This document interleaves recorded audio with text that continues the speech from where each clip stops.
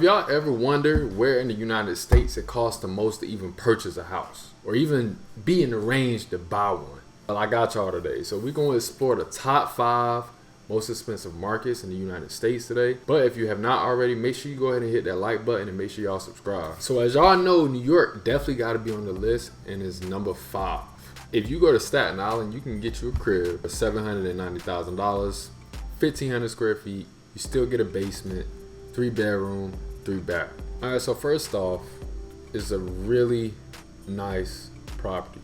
It's not really an old property at all. It was built in 1994, so some of the things here they probably updated, but a lot of things are probably still original. With this price and this amount of space and all this stuff you're getting, it's definitely a steal. $790,000, you cannot beat it in New York. Most of these kitchens in New York are really, really small.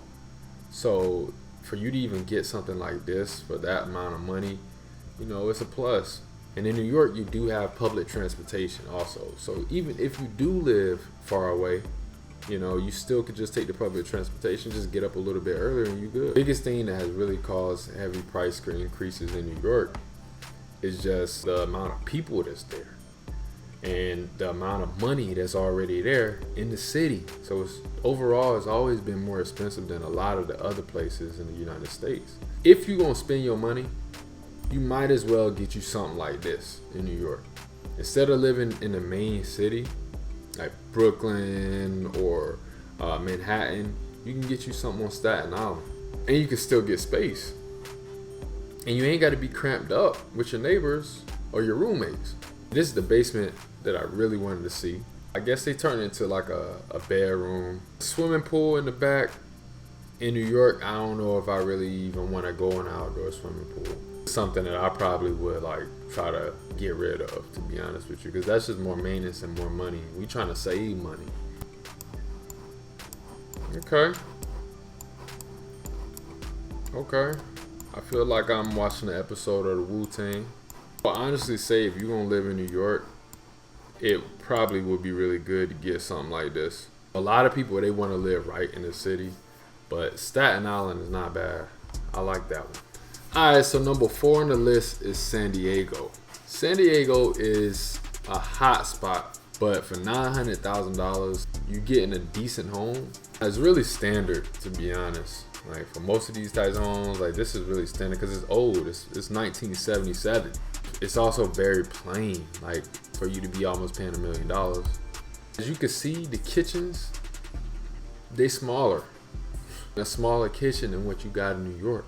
Something like this back in the early 2000s, this is the straight standard build property. There's no pizzazz, there's nothing that really stands out on the property. That just shows you how high real estate is in San Diego. You still got sliding doors in your bathroom. Like who is really doing sliding doors in the bathroom anymore? It's a 2-car garage, but I doubt you can fit 2 cars in. A lot of different places, you get in something that's a lot cheaper because this build right here is really a cheap build. Like your roof ain't even tile. You still got a shingle roof. $557 per square foot. Like that's crazy. That's crazy. At this point, why you even charging the HOA fee?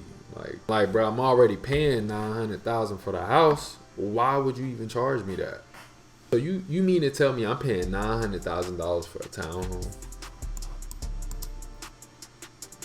The neighborhood is really nice, and I'm pretty sure the rest of these houses probably close to $1 million as well.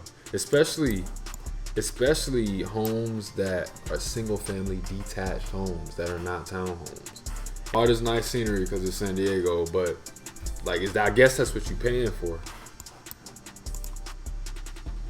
Like the neighborhood is really nice.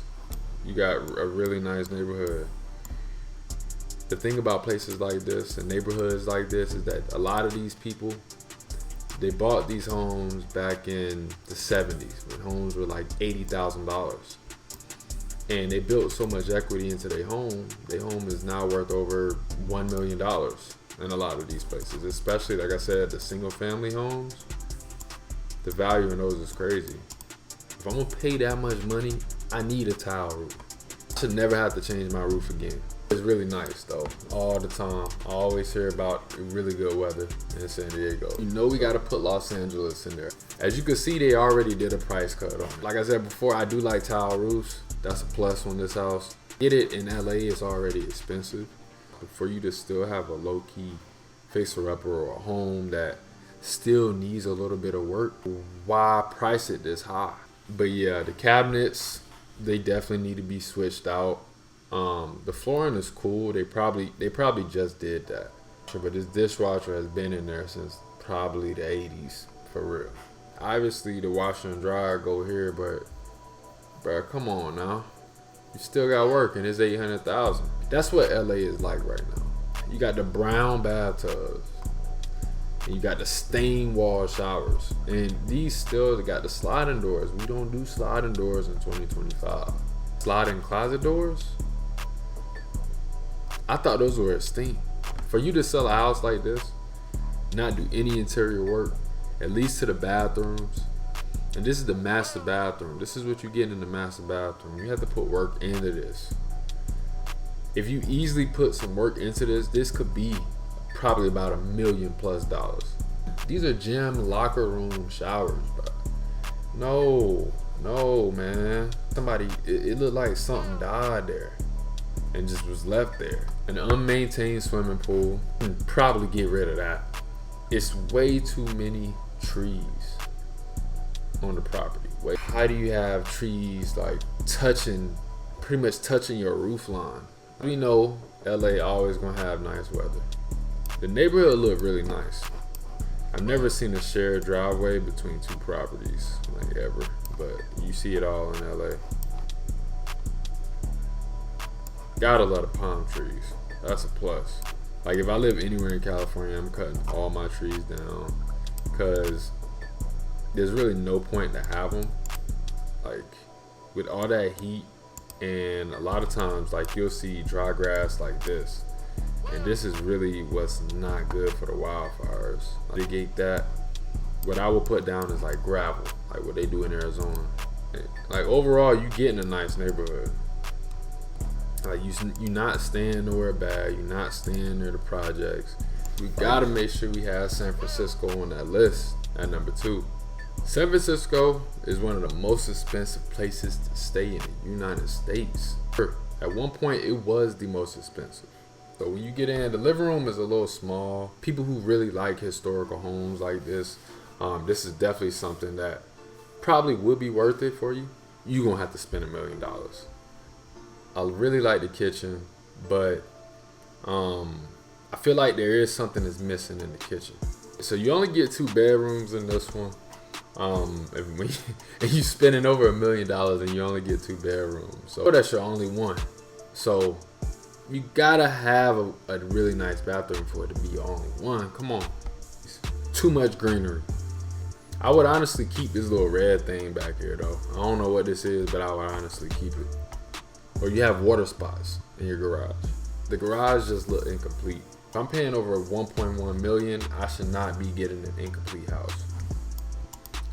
And as you know, in neighborhoods like this, like in San Francisco, at least I would like to think there is no crime or it's a safe neighborhood. But the things that I've heard about San Francisco is crazy. But overall though, I mean, it's fairly nice. You stay in a fairly nice neighborhood. You know, you got working class people, you know, that own businesses. 360 degrees are pretty much just like really nice scenery. Overall, I will say it's a really nice house. If I had the $1.1 million to spare, I would not be living in San Francisco though. I would definitely choose somewhere else. Alright, so you know at number 1 we gotta have San Jose in there. You know good and well San Jose, Silicon Valley, has the most expensive houses in the United States. We're looking at something that's almost $2 million. And actually, they definitely put it up for sale at $2 million. As you can see, they had to drop that price about $300,000. The stucco, the Spanish tile, all of that stuff It's sweet. This is how I would be wanting to live if I'm a tech millionaire. But it's not that big of a house, but if you work in Silicon Valley and you get paid $500,000 to $1 million every year, this is something that you could do. For almost 3,000 square feet, I would expect a slightly bigger living room. This is what a really nice, if you're gonna spend this much money, you need to have marble countertops, new wood counter, new wood cabinets, nice refrigerators, everything. Stainless steel. No. Yes, come through with the bathroom. If I'm gonna spend $1 million or almost $2 million, I gotta have a nice bathroom. You know what I'm saying? It shouldn't take me to have 1.8 million, 1.9 million for me to even get a nice bathroom. Actually fit 2 cars in this, for real. This is what you need if you're gonna be paying this much money. This is what you gotta have. Everybody got a Tesla in San Jose, so they made sure to hook you up with a charger. This is like a nice suburban neighborhood. Like, I feel like if you buy a house, you're gonna see that same house probably further down the road. Yeah, as y'all can see, the United States is very expensive right now. Y'all go check out my last video I made where I was doing the top 5 cheapest markets in the United States. But yeah, if y'all like this video, make sure y'all let me know which city surprised you the most. And also make sure y'all leave a like button and subscribe for more of these, because I got more coming. Yeah, I appreciate y'all watching. Comment down below what y'all want to see next.